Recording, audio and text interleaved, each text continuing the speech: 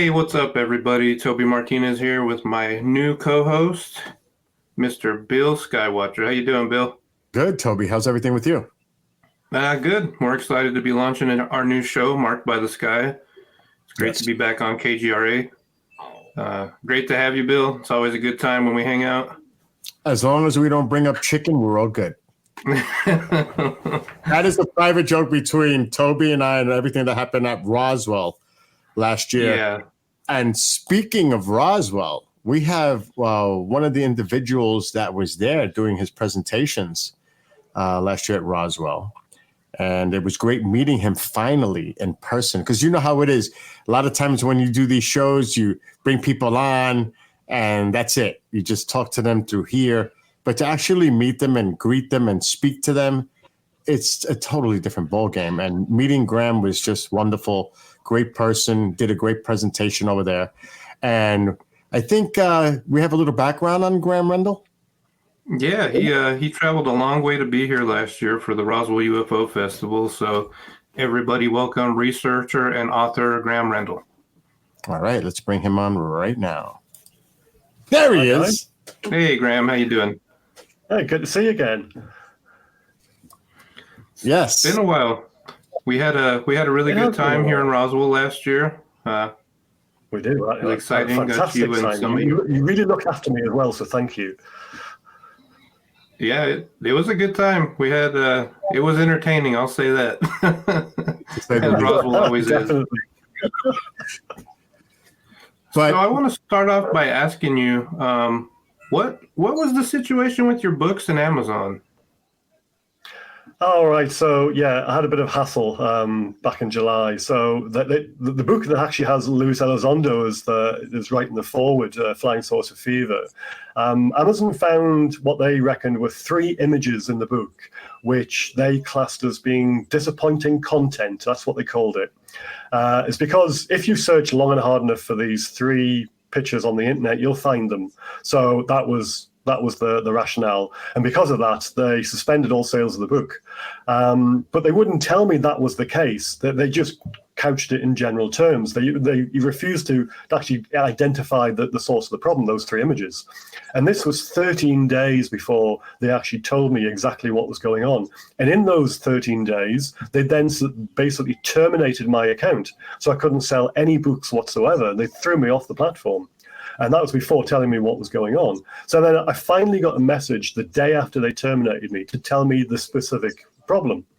And then, of course, I argued it. And eventually I did get back onto the platform. But what I've had to do in mitigation is basically remove all the pictures from my books, because they said if they found any more, then there'll be termination without any recourse to coming back. So obviously I can't take that chance because Amazon, for right or for wrong, it's a platform where it gets you noticed around the world.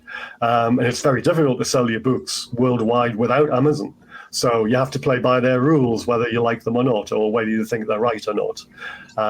So yeah, it was very strange, a very trying time. It was one of those things where you're trying to speak to people and you don't know whether you're speaking to robots or proper humans. Eventually it got escalated through senior managers across in Britain. So yeah, it got sorted out eventually, but it kind of left a bit of a bad taste in my mouth, if you know what I mean. That I wasn't entirely happy. And of course, I'm never, I'm going to be sort of like always living the rest of my life as an author thinking, are they going to contact me again with some, maybe spurious kind of reason for getting rid of me. So you never can tell. A lot of people made kind of light of the fact that, Mr. Elizondo was connected with the book that they just happened to pick. I mean, personally, I'm not entirely sure that's a thing, but, you can't stop people kind of thinking about, whether there's this, that, and the other concern, involved. So, yeah. I don't know, and I don't know whether it was a malicious complaint that kicked it off in the first place, or whether it just happened to be, there was that day they picked me to search, to do a deeper search on the images I'd used in the book. I really don't know. Well, from an early age, you've had this enthusiasm for military aircraft aviation, and specifically World War II, and yeah. Really, you did a lot of research on the phenomenon before the phrase was even coined, UFO, going before, I think it was November of 1944 when that phrase was, let's just say, was created. The Foo Fighters. Yeah, Foo Fighters. Exactly. Was coined in November 44, yeah. But also before that, people were still seeing things that looked like the Foo Fighters, but they called them different names. So they had the name The Thing or The Light. But people were seeing things even before those names were invented during the Second World War. So it's quite a long-running phenomenon. And because obviously Roswell is the key in terms of, or one of the two sort of major things that kicked off effectively the modern-day UFO phenomenon, with Kenneth Arnold's sighting a couple of weeks beforehand. But actually people do forget that there was a whole different side to the phenomenon in the years beforehand, one that's sort of been quite unreported over the decades, because it also it pales in insignificance compared with what else has gone on since. But I happen to think it's quite an important period of time, and it hasn't been studied enough, which is why I felt that maybe if I wasn't going to do it and have a look at it in some depth, then maybe nobody else would. There have been a few people who have looked into it in the past, but I just feel it's been some time since it's had any kind of in-depth coverage. So I thought, I'm gonna research it and hopefully come up with a book. And a few years ago, I wrote UFOs Before Roswell. So there we are. It's fascinating. I know I've heard terms like ghost rocket and things like that.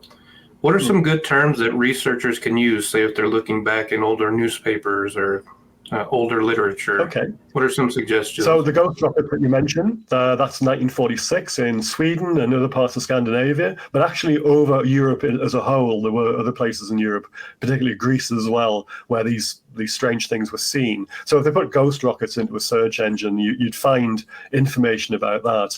Micah Hanks, who you might know, he wrote a book about the ghost rockets some years ago, which is quite an interesting book. So if people want to find a copy of that, that'll give them a fairly good grounding in the phenomenon for that particular year.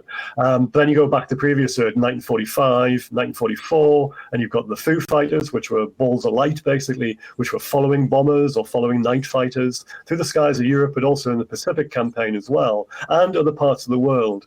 But associated with those were what we would probably call more traditional UFOs. So, cigar-shaped objects, torpedo-shaped objects, other things that just looked completely out in the ordinary, and they were seen in the daytime as well as nighttime. So there's other things that kind of defy description. You can't really sort of put them into one kind of neat term for searching. But if you search or if you look at enough of the UFO literature and books, etc., you will find reference to some of these cases. And obviously, if you read UFOs Before Roswell, then you'll see everything in one complete volume, basically, in terms of the European theater. But when you were doing the research because you have many books and they're all excellent, and like you said, available on Amazon.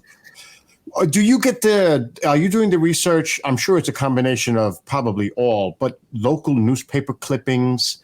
Are you going to the MOD? How far back does the MOD go back? Or was it even called the MOD back in the late 30s, 40s? To actually get the documentation on some of these cases that you referenced when you wrote these books?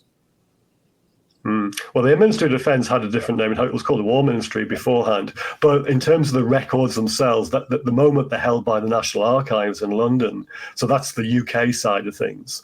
And they hold records right back to the Second World War, actually right back to the First World War and even earlier. So you can search for things in the Victorian era if you're so inclined. But it's not an easy process to search for things. You can't just type in UFOs into their kind of category, their search categories, and then come up with a whole load of stuff that nobody's ever found before. You can find UFO documentation in the National Archives, but it's all been seen before. It's the stuff that was released in tranches about a decade, maybe 2 decades ago by Dr. David Clarke, who's a UK researcher, and he has a deep interest in UFOs. And he's actually connected with the National Archives, and he was responsible for helping to get a lot of this information out into the public domain. So you can find that quite easy, but that only goes so far back in terms of dates. If you want to look at the wartime stuff, you've got to be a bit more creative. You've got to be a bit more clever in terms of how you search for this information. So you're looking through squadron records, you're looking through intelligence records, and you have to know where those are. And it's not a case of putting UFO into a search term, you won't find them. So you have to have have a bit of knowledge about how these records were laid out, what they were called. And I'm still scratching the surface of a lot of this stuff. I know where the squadron records are located. I can call those up, and I'm still going through them. The ones I used for the book UFOs Before Roswell, I could only go through so many of them, and then I had to call it a day because that book was 554 pages, and you get to a point where your book becomes unmanageable to read. So I had to call a halt and get it published. But I'm still actually working on a sequel to that at the moment. So I'm back into the archives. I'm going back through the squadron records. I'm finding more information, stuff that people can't explain from back then. So yeah, there's definitely information which I'm still coming across and nobody has found before. And that's the important thing, that it seems that nobody has either had the time or the inclination to wade through all this massive information that's out there. Some people have, you look through the last few decades and you'll find the odd case that people are aware of because maybe the pilot or the air crew or the crew have come forward after the war and said, we saw something strange, maybe in response to seeing a documentary on the telly or reading a newspaper article or even picking a book about UFOs, and then they tell their own story. And then the researchers, of course, pick up on that and go and interview them. So you get, a better picture. But then nobody's actually gone through the archives to look at the squadron records, sometimes to back these things up. And they can tell an interesting story as well, because most of the time these stories don't feature in the official records. So it's quite weird as to how nothing links up. But then you'll find other things in the archives. So you will find reference to strange events. And you'll find in intelligence archive, in the intelligence files, you'll find descriptions of strange things. They called rockets or torpedoes or jets or missiles. But were none of those things, because those things hadn't either been invented at the time or they weren't operating at night at the time. So you can sort of draw a line between what was reported and actually what took place back then, and then also that shows the difference. And that's where these strange things appear, and that's when you can identify them for, well, what they are, or rather what they weren't.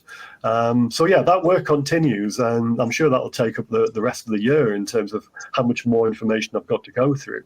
It's quite a time-consuming business, and I don't do it all the time, because obviously every so often I'm doing different things, like talk to you guys, or I'm actually at a UFO conference in England at the end of this coming week. So, I have other things to do. And actually wading through these archives 24/7 is, well, it would just wear you down. So you have to have a break every so often and do different things. Yeah, I think it's fascinating to see this aspect, because current times, modern day, everybody, like you said, they're used to just typing something in a search engine and boom, there it is right there. They're not, like when we were kids, you go to the library and have to look through the index cards and whatever to find everything organized into, was it the Dewey Decimal System? Oh, yeah. I mean, you know what I mean? Now you're talking about going through hundreds and hundreds of pages of archives, and it's not, you can't just search it. You have to read through it and find it. So yeah. I think that's really amazing what you're doing. Yeah, the squadron kind of records, their logs are actually online. You can find them and you can download them straight to your computer. At least in Britain you can. But there are physical files where they're not digitized yet. They haven't got round to doing it. So you have to visit the physical location in London, in Kew Gardens, where the archives are kept. You have to give them the file references weeks in advance. And then when you go down, they have them already pulled out for you. So you can search through these, dusty old files, and you're allowed 20 at a time. Now, that file might just have 5 sheets of paper in it. Alternatively, you could have 500 sheets of paper in it. So you never know until you get there as to what you're going to look through. And actually, on the day when you're there, you can request another 3 just there and then. So let's say, for argument's sake, you're looking at something that you've already pre-ordered, and it sends you down another alley of investigation. There and then you can actually ask for those files, and within an hour they'll have them delivered to your desk. So it's quite good, it's quite responsive, but it is time-consuming trying to work out those things that you want to find out beforehand, and then telling them, this is the files I want. And you've only got a day to look through them, or office hours, sort of 9 in the morning till maybe, 4 in the afternoon, 5 in the afternoon. So you've got to be quick as well. You can't just, pore over things and read little bits at a time. All I do is take my mobile phone down and I basically photograph each page, and then I look at it at my leisure when I get home. Wow. So that's the way I work. And I found that's the easiest way of doing it, because otherwise, you'd run out of time and you would still have maybe, pages and pages of stuff to look through, but you have to give the files back. You can't take them home with you. It's a weird thing to do, but actually that's what you have to do. And then you mentioned about newspapers, and you have to sometimes sign up to these newspaper archives. Not all of them are free. So, you have to pay for information occasionally, but you get details that way, and of course, obviously, there's a lot of American archives for newspapers. Some are free, some they have to pay for, and some there are different ways of finding information, which I'm not going to go into at the moment. So you do actually, you can get details that way as well. So there's all methods, different methods of finding out the information that ends up in the book. It's fascinating. It gets all consuming as well, but it's really interesting. And of course, Toby, I mean, you're a reporter. I mean, you'll know this more than I do, but you keep chasing down leads, don't you, until you can't get any further to get a story. And I guess that's what I do when researching books. I'll get a hold of the details of a case, especially one that hasn't been sort of known about before, and I'll just keep going backwards and backwards and backwards until I get to the source, where that information originally started from, and then see what else lies around it and see whether there's anybody else can back it up from the time and all this. And it's similar in some ways to what you do, but it's just trying to find out what happened. It's nothing more sort of involved than that. Well, Toby, I will say this. It can be extremely frustrating. You'll have a lead you're tracking for months, and then somehow, some way, you stumble on that one piece of information that gives you the breakthrough, and it's just like, man, all that time was suddenly worth it. So I know exactly what you're talking about. Well, I was going to say, I think about what we do with FOIAs. I mean, here he is. He goes to a place.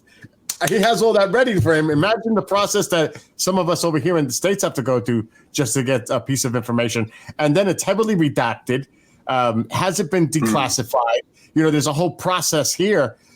I think that's incredible that you can go into an archives in the UK and have your files waiting for you on a desk where you can go to. Is it redacted, Graeme? Is it like, what is it like?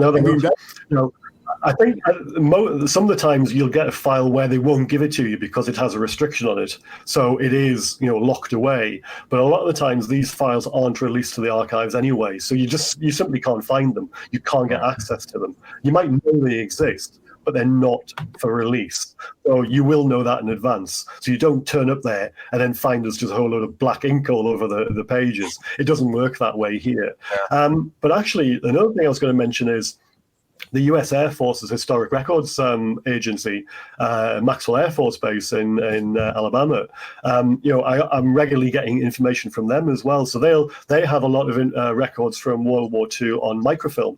And what you do is you'll request again the files from them, and I do it via email, and I just send them a list. I think you can ask for 10 at a time.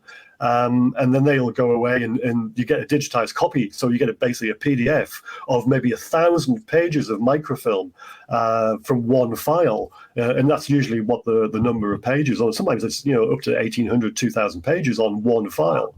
And it'll cover maybe a whole unit from the war, or maybe half a dozen units from the war, who knows.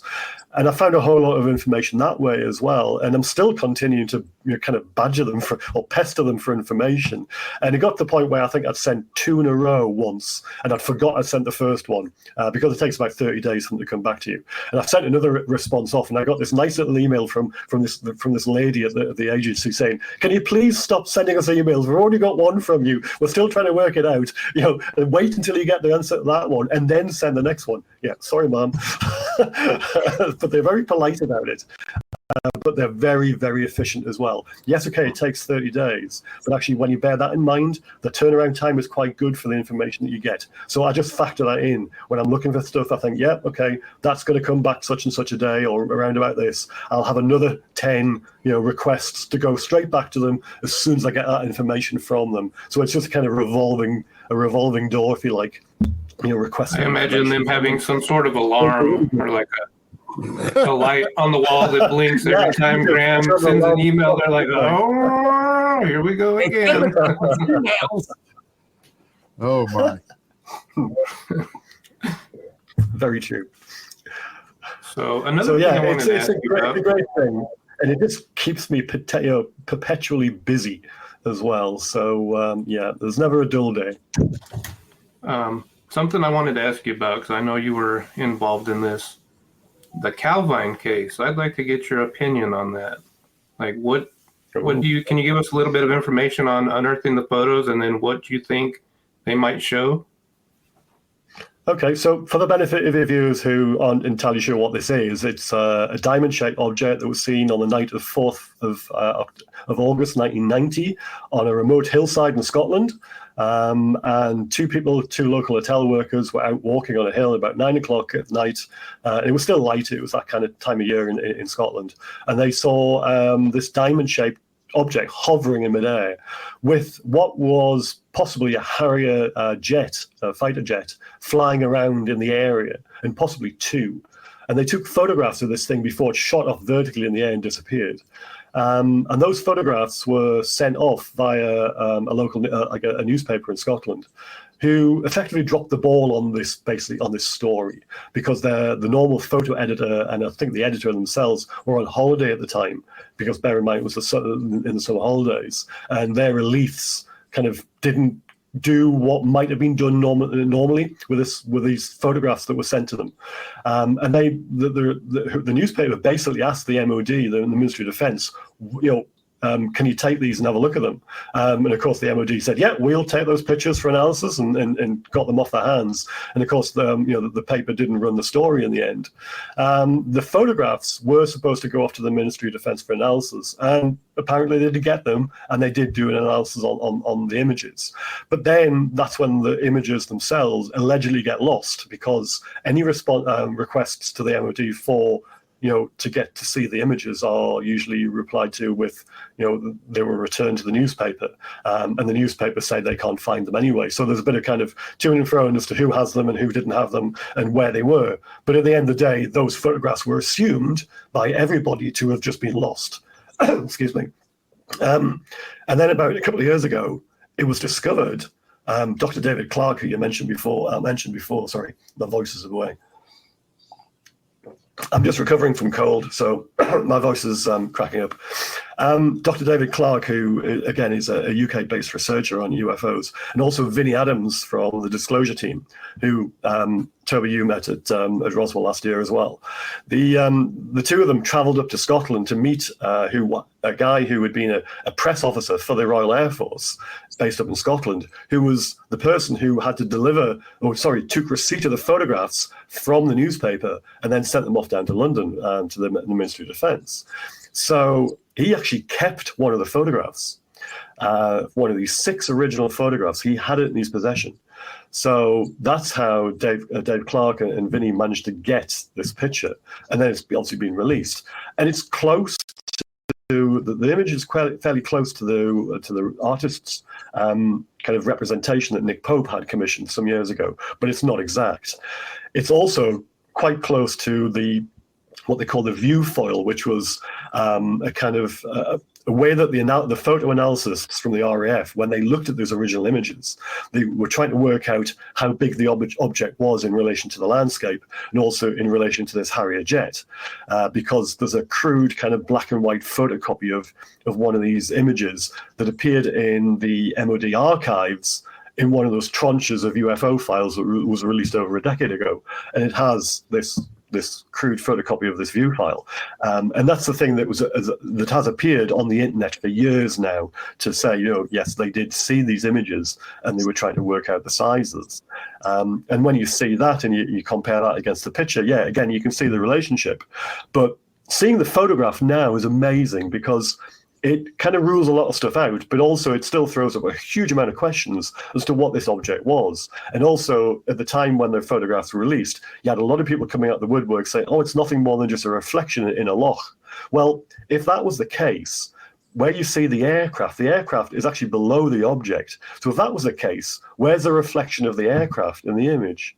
It doesn't appear above the object as well. If that was just like a rock in the water, and you were seeing like the top of the diamond was the rock and the bottom of the diamond was the reflection, and the aircraft is below, why was the aircraft upside down? Because it looks the right way up in the image. Therefore, if it was, if that was a reflection, it must have been flying upside down. So why was the Harrier flying upside down? And why doesn't it appear in the normal image? So the kind of theory of, it's nothing more than a reflection in the water didn't hold water at all.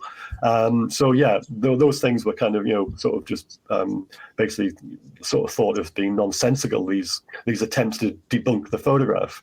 But actually, the photograph in itself, even though it's amazing to see it, unfortunately, we're still no further forward as to working out, what this thing was. And also attempts to try and find the people who took the photograph in the first place have failed, because they still haven't found the photographer, despite huge amounts of, sort of newspaper requests, requests on social media, trying to find out, somebody who worked in this hotel at the time nearby, because they know which hotel it was. They've got an idea of the guy's name. He's called Kevin Russell. He was one of the two men who took the pictures, but they can't find him. Either he doesn't want to come forward, or perhaps he's passed away already, or for some reason he's been silenced. Who knows? Wow. That's actually incredible. I'm curious, though, because you were at Roswell, of course. We seen you last year. Does the UK have its own version of a Roswell? Or I've heard all kinds of stories and speculation of a Area 51 type of base underground in the UK. Is there any lore or any truth to that actually happening in the UK, similar to us here? There's a few events that people like to call, Britain's Roswell. Rendlesham Forest is one of them. The thing that happened in December 1980 it's a US base, but it was obviously an RAF base, but one used by the Americans in East Anglia in England. But there's other crashes that have allegedly occurred in Britain as well, with potential retrievals or ones where they've landed. And of course, we had an airfield up in Scotland at the end of a remote peninsula, looking out into the Irish Sea, where a lot of strange things happen. I don't mean in terms of UFOs, but for special forces using it in the dead of night, and potentially somewhere where the stealth fighter operated into before it was unveiled to the public. So, you had a kind of a secretive kind of military use for this airfield called Machrihanish. And it had stories of possible connections with UFOs as well over the years. But we've had stories of UFOs across Britain for decades now. So, yeah, you can take your pick basically as to which one you might think would be equivalent to a British Roswell. And as for stories of underground bases, there are certainly stories of underground facilities in Britain, and also ones which are connected with UFOs. There used to be a story about a place called RAF Rudloe Manor, which is down in the south of England, which was one of these kind of collecting points for or supposed collecting points for UFO reports, and it had an underground facility allegedly. But it depends on who you listen to and who you read as to how much you believe whether any of these stories are true or maybe they're not. They sound brilliant, but actually when you sort of dig a bit deeper into them, you don't really get very far. So we'd just like to sit back and see what develops. RAF Bentwaters, Rendlesham. What's your take on that case? Yeah, it's a strange one because there's a lot of people involved with it. Some who have turned out maybe to be not so credible as others. But the core elements of the story don't seem to have been knocked down over the decades. So the fact that, you have the deputy base commander, you have a lot of security personnel, they're just slightly off the base into a nearby forest. And they come across in a clearing this object, either sitting on the ground or hovering near the ground. And depending on who you read and who you listen to, maybe strange symbols on it. And it's, it might even impart information to somebody as some kind of strange download when you touched it. So it all depends on, what you take from who you read and what you believe in. But the core elements, there was something found. And it wasn't the lighthouse nearby that was, fooling everybody. So yeah, it's just one of those strange stories from Britain that nobody's ever really been able to get to the bottom of. And we're still asking the question as to what it was. We still don't have the documents that might prove one way or another what it was analyzed as, because there must have been an investigation afterwards. You wouldn't just go through all that kind of rigmarole without some kind of follow-up to it all. There's still stories of aircraft turning up at the base in the days afterwards, which wouldn't have been seen otherwise. So presumably bringing people across from the States to also probably interrogate the people who were involved. Now, if you believe that, then there must have been some kind of investigation, some kind of follow-up afterwards, because I refuse to believe things like that would just be left alone and just forgotten about. Yes, okay, Project Blue Book might have been dead and buried by 1980, but surely the US Air Force would have wanted to know about things that were discovered very, very close to a base, and actually one which now we understand was storing nuclear weapons. Yes. So, yes. So it's very, very important. Are you still a member of the UAP Media UK group that is working toward transparency in this field for disclosure? We're still working towards that. Yeah, I'm still a member of it. We tend to have not quite got our separate ways at the moment. We're having a bit of a kind of, I guess, a bit of a hiatus in terms of UK efforts, because everything seems to be concentrated in America at the moment. And we seem to get nowhere in Britain. And there's various kind of, sort of efforts to try and, get our politicians interested. But in the main, they're just not fussed at all about the subject. You get so far with one or two of them. Occasionally you'll find somebody who seems a bit receptive to inquiries about it, but usually what happens with a UK political process is, as a constituent, I can only ask my local member of parliament to take things forward on my behalf. I can't contact another one. I can't contact all 650 MPs. It doesn't work that way. If I did, they would refer me back to my own MP. So that's the way that works. So I can go through my MP. Then what happens is either him or her, they then refer my request to the relevant department in Whitehall, in the seat of government, and that would be the Ministry of Defence. You will then, or he or she, as an MP, will then get a response back from them at some stage, which is usually the usual boilerplate letter from the MOD saying, no item of defence significance for the last 50 years, this kind of thing. That's the thing they fall back on.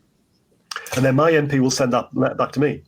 And that's how it works. So everybody you speak of, you can speak to in the UK at the moment, who has gone through the process of contacting their MP about UFOs and asking for answers from the MOD. Why don't we have hearings equivalent to what they're having in the States about the congressional hearings, et cetera, et cetera. If we put any kind of question like that to the MOD through our MP, that's the kind of response we get. You can almost kind of predict word for word some of the sentences they'll use, because we've seen it all over now. And all the people I've spoke to who have tried to get information through their MPs, they get the same response. Yes. With a few kind of changes in the way it's worded, but essentially the message is exactly the same. Nothing to see here, move along. So there's no point you keep banging our heads against that wall, because it's not going to work. It's funny you say that, because when we were having these hearings, and we have like Tim Burchett, House Rep Tim Burchett, and Luna and some others involved. There was a Canadian prime minister that tried to ask questions of their government, and he got shut down. Yep. And everybody says, they point their fingers, it's the Five Eyes. It's the Five Eyes. It's the UK, France, Canada, US, Australia. It's that group, that core group of these allies working together. They're all tight-lipped together. They're all working in tandem to prevent any information getting out to the public. So they'll tell your PM or anyone else, listen, this is the way we're going to go. This is the protocol that we're going to all follow, and we all have to stick to this. It seems like that's what it is, because you just said, similar to what I heard what a Canadian prime minister went to and what our representatives here in Congress are going through. It's a big wall. That's it. But the difference is, though, that your Congress people are actually coming up with the hearings. Our MPs aren't, or our elected, our non-elected representatives in the House of Lords. They're not coming up with debates on it. There was a debate a few years ago, but it was very one-sided in terms of the kind of responses that were coming from the MOD, from the MOD minister in the House of Lords, and she was Baroness Goldie, and she was just shutting down everything, as you were saying there, just the usual MOD line, nothing to see here. We haven't had anything of defence significance. We don't think there's a problem. All this kind of thing. So we don't have the level of debate that you're having. At least you are holding hearings. At least you're getting witnesses speaking under oath. We're not that far. So I think at the moment, whilst there doesn't seem to be much going on this side of the Atlantic, I think we're, like most things, we're taking our cue from you. And if you get developments in terms of irrefutable developments, then that'll make it easier for people, not just in Britain, but also in Australia, New Zealand, and Canada, part of the Five Eyes network, to approach their, lawmaking representatives, to push them to say, look, the Americans can do this, why can't we? And until we get some kind of breakthrough from you guys in terms of more substantial kind of documentation or witnesses, et cetera, I think we're going to have the same problems that we are at the moment in trying to get our representatives to actually even acknowledge there's an issue worth discussing, never mind discuss it. Yeah, it's very interesting. Like you said, we are having hearings over here. I want to go back to something we were talking about a little earlier. You were talking about all the different versions of Britain's Roswell. All of the cases you studied in the UK, what's the case that stands out to you the most as being either the most significant or the most interesting? I don't really look at significant ones, because I think as soon as you find one that sounds significant, there'll be another one comes along the day after that you've just stumbled across and you think, ooh, that's even more significant. One that's interesting. I think one that's interesting is one that happened not very far away from where I used to live in Northumberland. And this actually happened in January 1944, believe it or not. So there's a Spitfire pilot, and he's flying over, say, in this part of northern England where I used to live, and he's at 22,000 feet. And he comes across 4 rectangular-shaped objects. And this is in 1944. Now, what does that signify?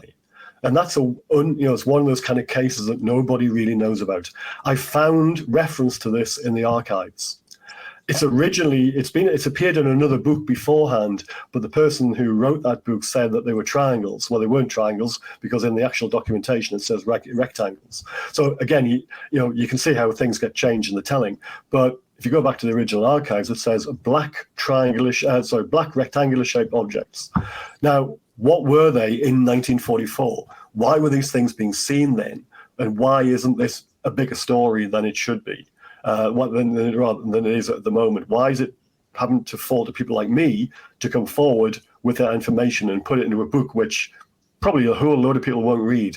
Why isn't this kind of thing more more widely known? What does it take to get these stories known by ufology, more mainstream? I just can't answer that question. I'm really at a loss to understand why a lot of stuff doesn't get the kind of prominence it deserves. I wonder if it's just based on the time period that people are looking for more relevant. Because to me, it's a joke when they say, oh, now the Air Force, our Air Force, is looking into this matter. Are you kidding me? They've been involved with this for decades. You can't. I mean, are we that naive to believe that they think that we think and believe them, that they're just starting to look into these UAP cases? Come on now. They've been involved with this for decades. So I wonder, maybe it's all based on the time period and there's lack of interest, but that's historical in nature. That goes back to when a lot of this activity was occurring. Look at the Battle of LA, Roswell. You have all this stuff going on during World War II. So to me, it's just as significant as some of these other well-known events that we know of that you're talking about, these rectangles, because it sure doesn't sound like a German airship to me. Well, it wouldn't be a German airship wouldn't be flying over Britain in 1944. I mean, the last German airship was scrapped in 1940. So you have you can sort of take from that they didn't exist anyway during the latter stages of the war. Right. Why were things being seen and not acted on? It's almost like they just kind of shelved all these stories. They put them to they tried to work out what they were, and then they couldn't find out what they were. So they just put all these to one side. It's a bit like when Project Sign was set up at the beginning of 1948. They have all this information. They are scrabbling to try and find out what is going on. They eventually come up with all sorts of scenarios about what these things might be, including potential extraterrestrials, and then put a report, or what they call an estimate of the situation, in front of the heads of the Air Force to say, or the intelligence side of the Air Force, sorry, to say, well, this is our findings. What do you think? And because they then say, oh, well, you don't have any evidence to support what you're coming forward with, it's get battered back down, and they've got to produce a more watered down version of that. And then, of course, the whole project gets effectively, terminated and then resurrected, or just renamed as Project Grudge at the end of 1948, beginning in 1949. So you can see this kind of scrabbling around to try and make sense of what was going on back then. That's even without, what might have been known about Roswell at the time. I don't even know how Roswell fits into all that, to be fair. But even before those years, the ghost rockets, there were some intelligence officers looking at that problem, but not seem to be coming up with too much other than, well, they possibly could be Russian rockets being fired from what was East Germany at the time, which turned out not to be the case anyway. And then you go even further back to World War II, and all these things that were happening towards the end of the war, the Foo Fighters, they did actually stir up some interest from intelligence officers across the US Air Force, who again, it was effectively above their knowledge. They kept pushing the question higher and higher up the chain of command because the lower echelons didn't know what they were looking at, and they kept saying, well, can our superiors tell us what it is? And it was the question would go up to them, and they would say, no, we don't know. They would pass it up another level until it got to the point where the 8th Air Force themselves said, we don't know, we'll give it to the British Air Ministry. So you can see the chain of these letters, of these messages. And then the British Air Ministry have a look at it for about maybe a month and a half or something in early 1945, and come back with a response of nothing more than, oh, it could be the Messerschmitt 262 jet fighter, or it could be a flak rocket. And it was one page, 2 or 3 paragraphs, which summed up the whole of their, I guess, searches into what had happened right through from November 1944.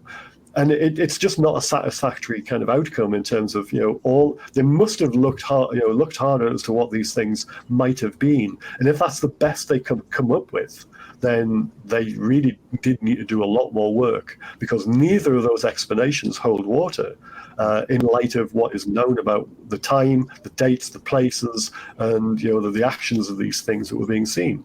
So you can rule out these alleged explanations straight away.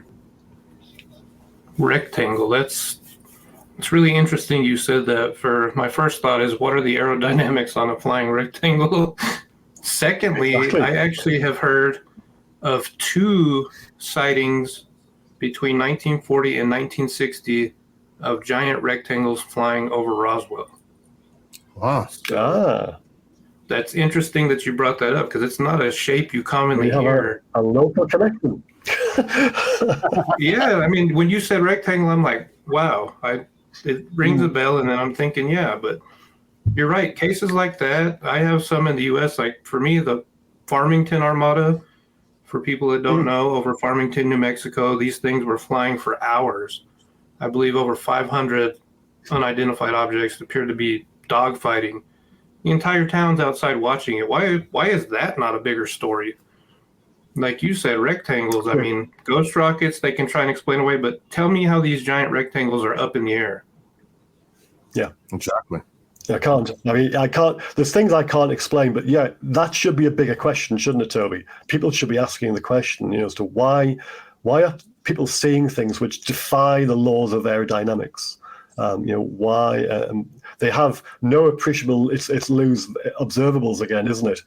They've got no appreciable kind of lift surfaces, no propulsion. They seem to be using anti-gravity.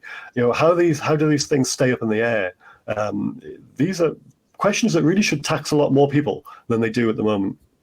Well, you know what? There's an easy, I don't want to say easy solution, but if people simply go to Amazon and look up Graeme Rendall and see some of the past works, your books, that might help a little bit for the word to get out a little bit, because you've done quite an extensive research through the 40s, and in the 50s, you've got books that reference a lot of stuff that went on as well. But You guys brought up something earlier about microfilm coming from the States.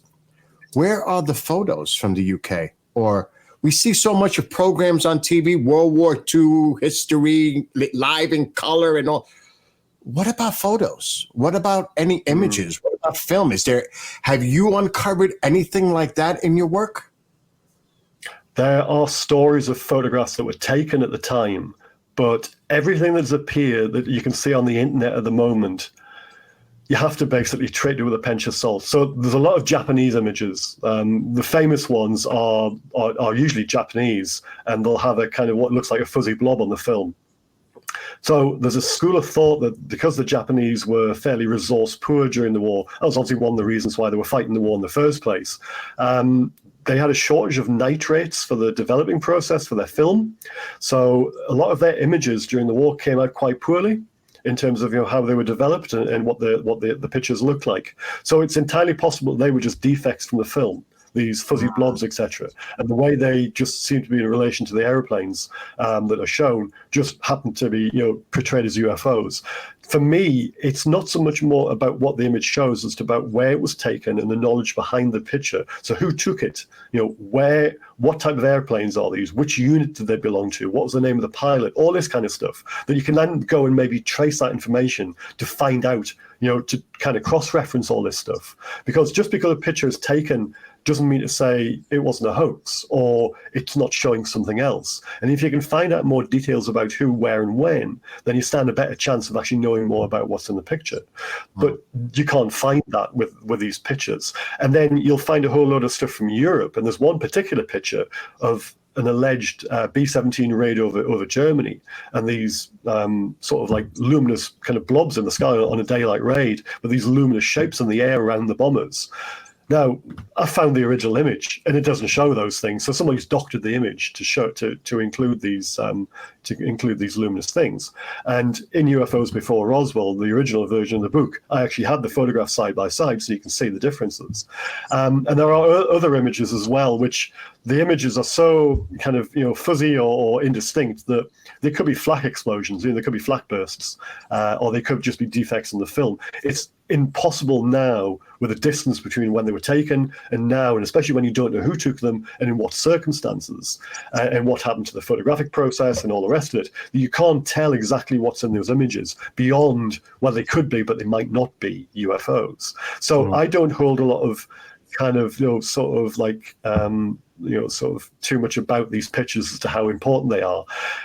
Having said that, there are stories that I've found from World War II that involve the suggestion that people did take pictures during the encounters, but those photographs have never appeared. Now, those to me are the important ones, and the one I would highlight is from November 1942, and it's actually an American bomber. So it's a U.S. Army Air Force bomber, a B-24 Liberator, and it's one of the first American units into Britain.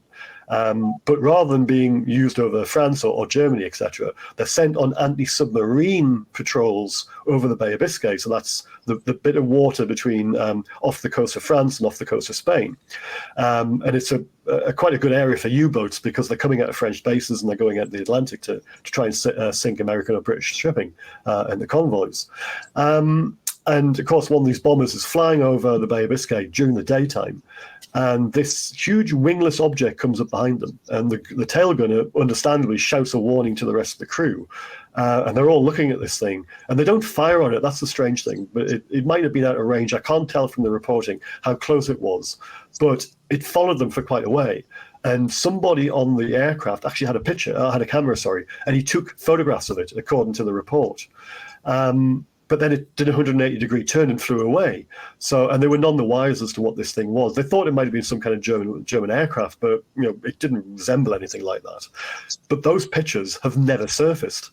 Now, I tried to get the information about the squadron records for that particular unit from the U.S. Air Force archives.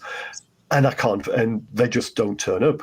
I found the unit, I know which unit it was. It was the 1st Anti-Submarine Squadron. It later was renamed when it went on to conventional bombing missions over Europe. But at the time, it was based at St. Evil in Cornwall in November 1942. It was one of the first missions this crew flew, one of the first missions the squadron flew in that part of the world. and it came across this thing. This story only came out in 1955. Leonard Stringfield, the famous UFO researcher, was contacted by the ball gunner from the crew.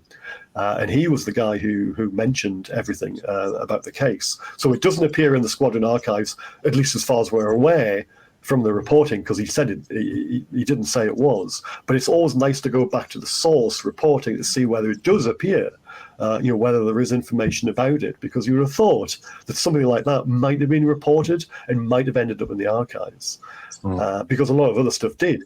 So it would have been nice to have some kind of, sort of corroboration, but I can't find that information. It doesn't seem to be in the archives. Now, does that mean it was pulled? Might be. Might just been lost. Who knows? Yeah, that's fascinating, though. And like you said, that's one of those things, you're chasing the leads, but you can only go as far as they take you. Yep. So I just want to, we're getting a little short on time here, so I want to reiterate what Bill said. Be sure to get on Amazon and check out Graeme's books. And the background you have on right now, that's one of your book covers? That's Chasing Shadows, which has a foreword by Bryce Zabel, who you also had at Roswell last year. So he wrote the foreword to Chasing Shadows, which is the book about 1955 and 1956 pilot and aircrew encounters with UFOs. But you also mentioned before we leave about you're working on an upcoming book, the follow-ups. Can you give us any teasers, what we could see in this book? Well, Two things, yeah. So Chasing Shadows will be the follow-up to UFOs Before Roswell. So I've got probably enough information now to sit down and write a book if I wanted to, but I think there's just a little bit more I can probably find. I can squeeze out of the archives. So I'm going to do that to Christmas and then hopefully come up with a book in the early new year. So that's the thing I'm working on. But also the side project, one of the side projects I'm working on at the moment is Bite-Sized UFO. So it's a UFO channel. It's a YouTube channel, sorry, about obscure UFO cases that probably nobody's ever heard of. And I basically try and throw all the facts that are known about these particular cases in a sort of 5, 10, sometimes 20-minute, sort of short form kind of documentary. So if anybody wants to look at Bite-Sized UFOs on YouTube, please subscribe. I'll be happy to have you watch the documentaries. We'll make sure to put that link in for the show when it airs. So, Graeme, always a pleasure to see you and meet you last year. It was wonderful to actually meet you in person. So looking forward to Toby and I having you back soon in the future. Oh, I'd love to come back. Don't worry. I just want to see the Roadrunners again, if nothing else.